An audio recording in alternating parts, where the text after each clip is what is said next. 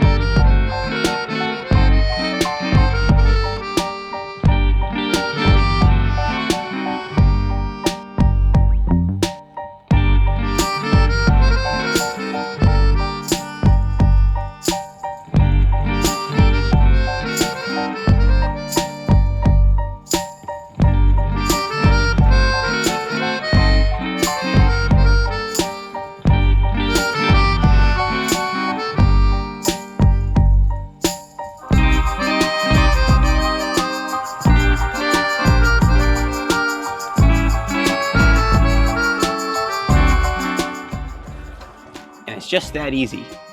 I'm gonna drag this into the shop so we can have a look at it. So, I got it in the shop. I'll give you a quick overview of my axle. So my axle is out of an 82. So it has a truss on there, but it doesn't go quite all the way across like it does on an 84 or 85 axle. It's been modified a little bit. The little torque rod is gone. The original steering stabilizer mount is gone. The shock absorber mounts have been replaced by these trail gear knuckleball gussets on the top and bottom. A lot of guys will run a truss on the top here, and I have one. I debated about putting it on there. I think I'm more likely to bend the housing by welding it on than I am leaving it off. They don't really bend here anyways. Where they bend is here. I'm running trail gear crossover steering, or high steer. So this tie rod is above the leaf springs instead of the stock position, which is below, which is a great spot if you want to bend it. Having it up here is preferable. U-bolt flip kit.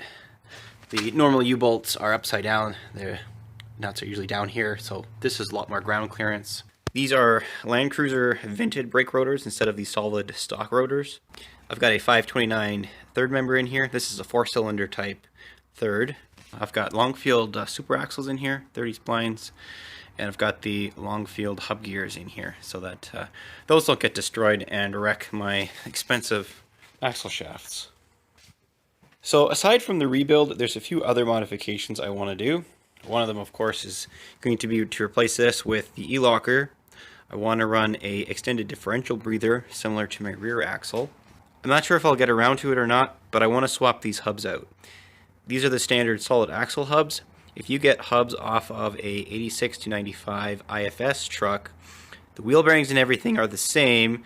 It brings the rotor and wheel mounting surface out about 1.5 inches each side to match an IFS rear axle. There's some issues with the caliper mounting that is kind of stopping me from doing this. This seems like a good time to do it since I have to put in wheel bearings anyways. And of course a fresh coat of paint.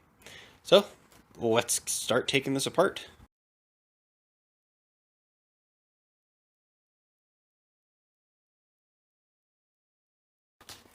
I'm going to start by taking the hubs off. To take the hubs off, first thing that has to come off is the hub dial. 10mm socket will make short work of these.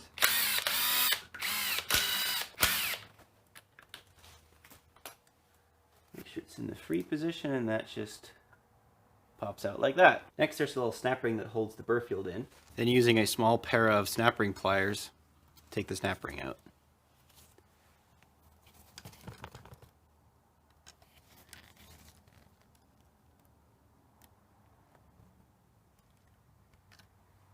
Just like that.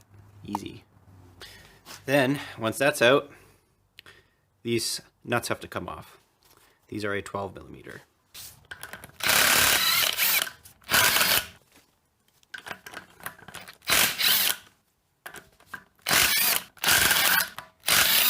Then the 6 lock washers can come off.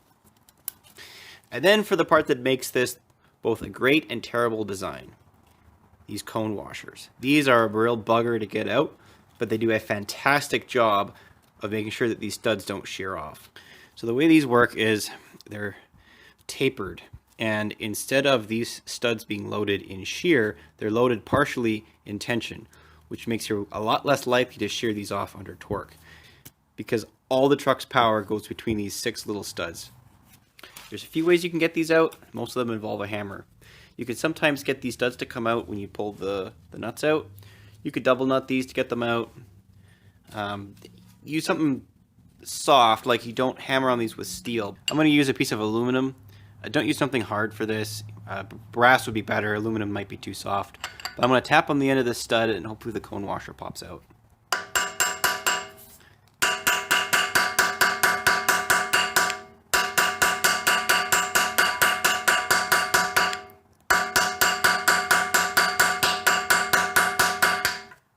Yeah, there we go. Once you get them partially out of the way, you should be able to pop them out with some pliers. Just like that. So now you can see what they look like. Small little guys. Pretty clever.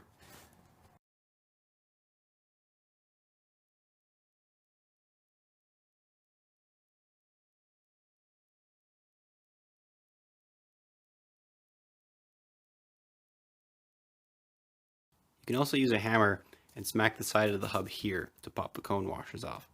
I don't like doing that. You run the risk of deforming this and the edge of the hub. I find it's a lot better to hit with a brass drift, or in my case aluminum, and pop the cone washer off that way. So the next thing to come out is the wheel bearings. There's a lock nut, a little tab that locks the lock nut, and then the nut that adjusts the bearing preload. Before I can get this lock nut off, I've got to get rid of that little locking tab.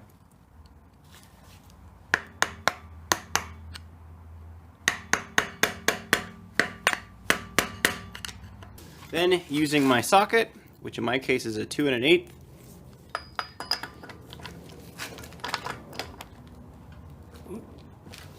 crack it loose. Here's our lock nut. Here's that little thing that locks the lock nut. And then the main nut that actually sets the bearing preload can come out.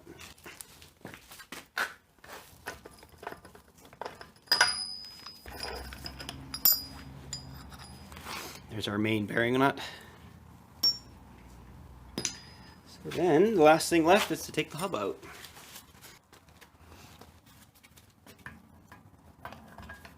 Oop.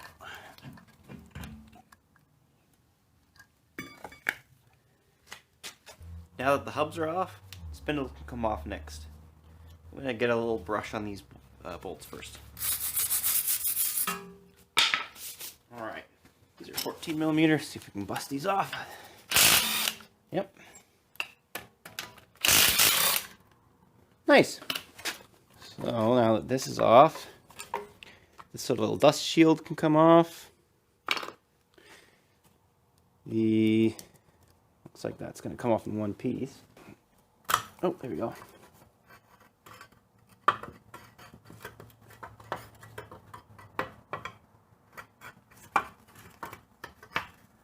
Like that.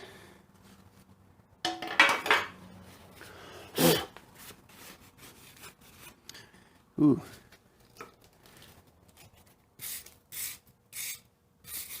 So now the spindle can come off, which reveals our burr fill joint. These can be a little fiddly to get out, but hopefully this comes out without too much trouble. There's a flat spot on the burr field, on the top and bottom. And when you align it, it'll come out.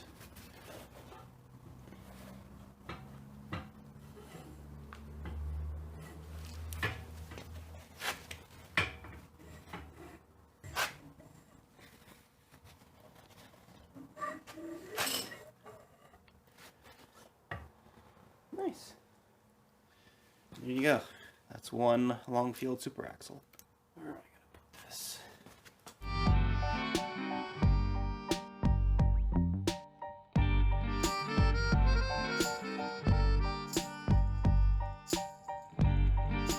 So at this stage, I'm going to take the wiper and felts off. These are 10mm bolts.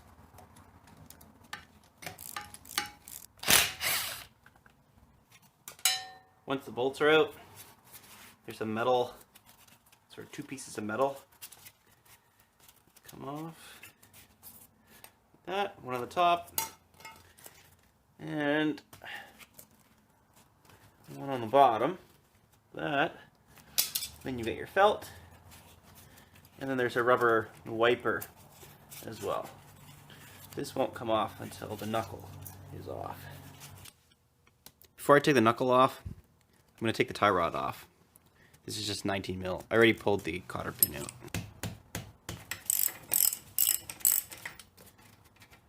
And then, if I was going to replace the tie rod ends, I would just use a pickle fork in here to pop that out. Sometimes you can get a puller in here that'll push that out. I usually just use a sacrificial nut. My preferred method is to use just a regular nut that's the same thread. You can sometimes use the castle nut, flip it around, but you can get this to strip, so I don't like to do that. So just going to thread that on.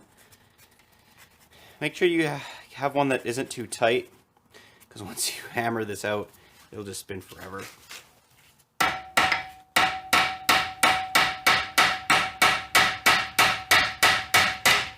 There you go. Oh, that might be on there forever now. Nope, very lucky. So, we'll do the other side. We'll grab our favorite nut, thread it on. You basically just want it so you don't damage the end of the threads.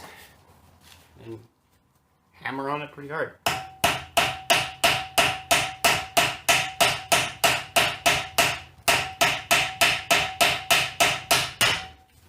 And that's all there is to it.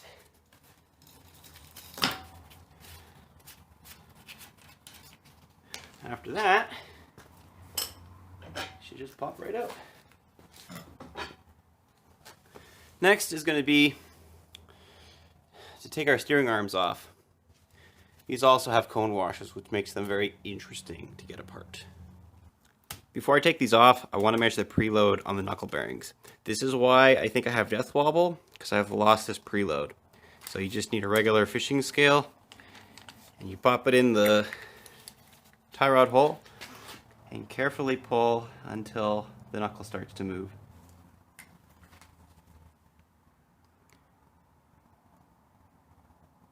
Right around 3 pounds there, 3 pounds there, 3 pounds there, about 4 pounds just before the stop. Let's check it over here.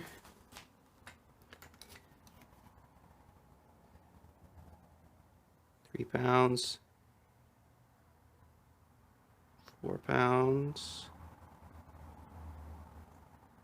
4 pounds, pretty consistently 3-4 pounds. So according to the factory service manual, the starting preload is anywhere from 4 to 8 pounds. On the passenger side, I was getting about 3 to 4, and on the driver's side, about 2 to 3.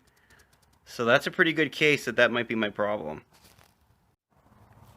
Then using a 17mm, crack these loose. Hopefully without tipping my axle into the ground. Ooh.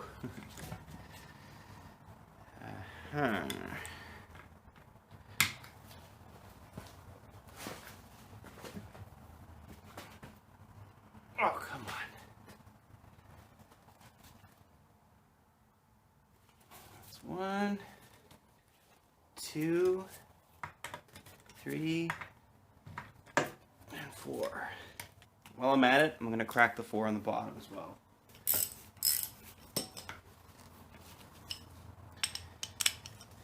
You don't have to take the bottom ones off, but I want to strip it completely so. These cone washers are a lot more tenacious than the hub ones just because they're bigger.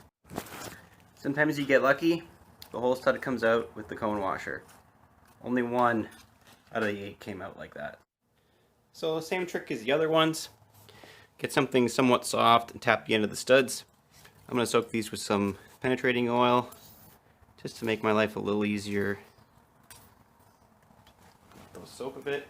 Now on the steering arms, you can technically hammer them up. Sometimes that works.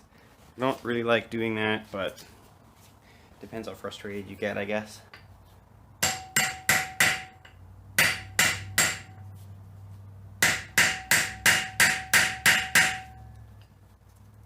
Yep. Oh no. Never mind. There's regular lock washers on top. That got me really excited for a second.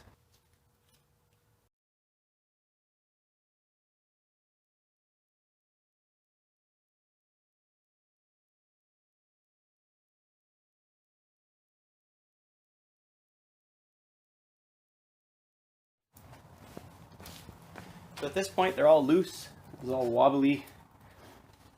Should be able to just pop the steering arm off, and the whole knuckle will come off.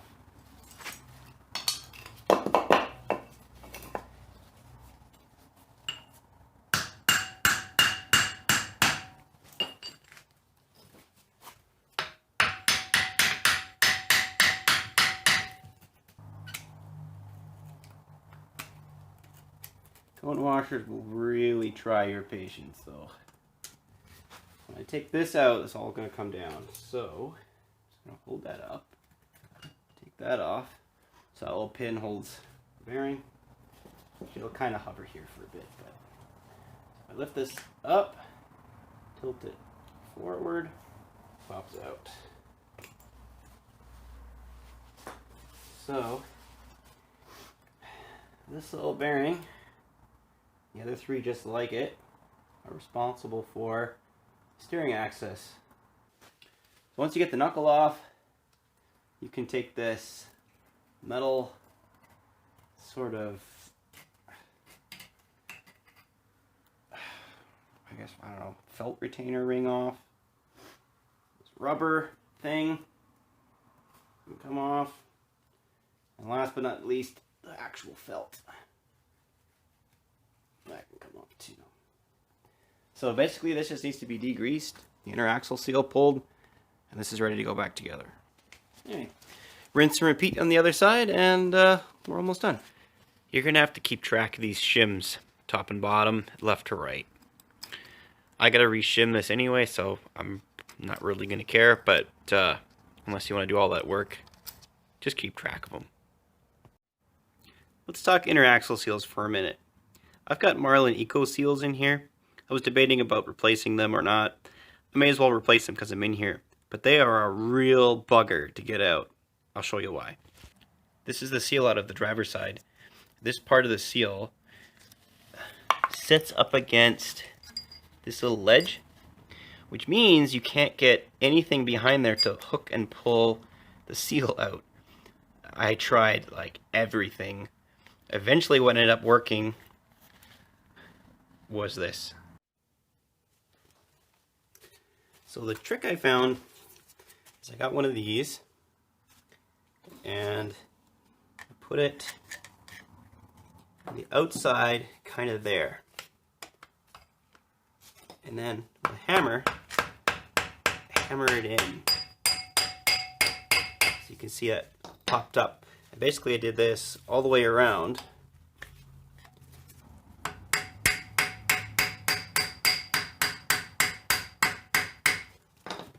Not bad. And then you can just pop it out like that. That should not be that difficult, but it is. Anyway, now I can put the new ones in. Now that the axle shafts are out, we can pull the third. It's a bunch of 12mm nuts, so let's get cracking.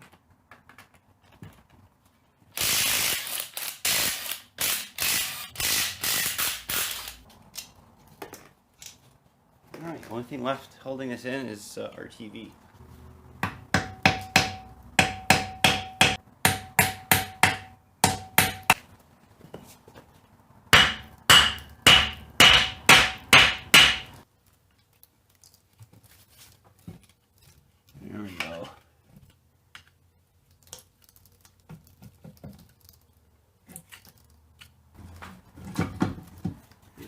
I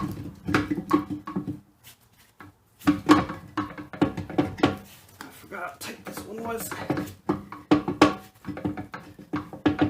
Come on. Now you want to.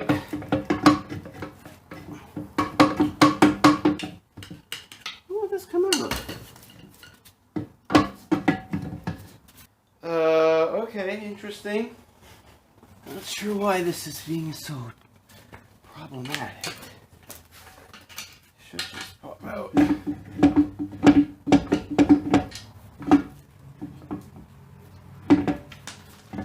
It's as if the opening isn't big enough, but how did I get it in here?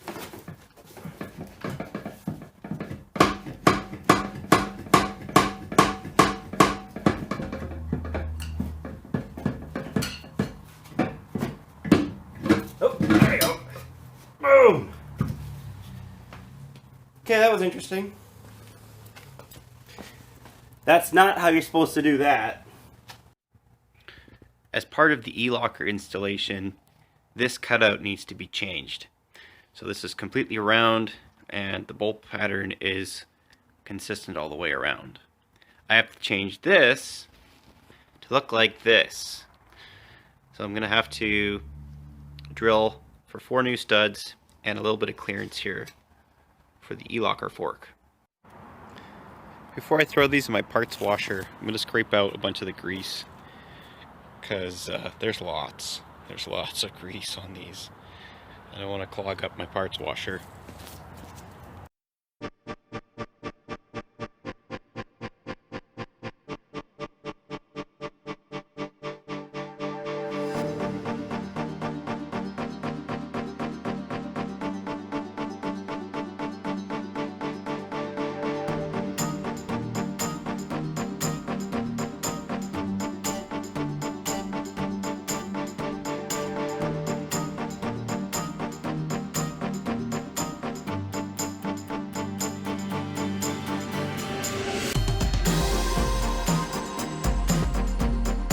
Once these dry, I can hit them with a wire wheel and they're ready for paint. There's a lot of grease in there.